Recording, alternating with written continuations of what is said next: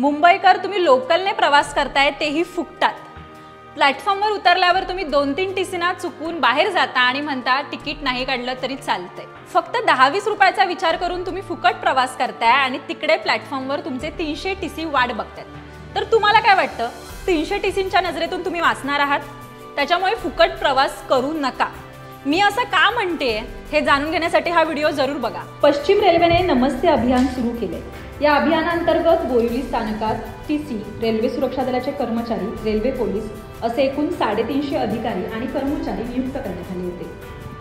बोरिवली स्थानकातून एकाच दिवशी 5192 विनातिकीट प्रवाशांना पकडण्यात आले आणि त्यांच्याकडून 13 लाखांच्या वर दंड वसूल करण्यात आला। भारतीय रेल्वेच्या इतिहासात रेल्वे स्थानकावरील ही सर्वात मोठी तिकीट तपासणी मोहीम असल्याचा दावा पश्चिम रेल्वेने केला आहे। पश्चिम रेल्वे नमस्ते अभियान इतरही स्टेशनवर राबवण्याची शक्यता आहे। तुम्ही लोकलच्या जीवावर अगदी दूरपर्यंत जाऊन नोकरी करताय आणि पैसे कमवताय आणि त्याच लोकलला तुम्ही तिकीट न काढता फसवताय। हे तुम्हाला तरी पटतंय का? त्यामुळे 20 ते 30 रुपयाची तिकीट अगदी माफक आहे, सर्वांना परवडेल अशीच आहे।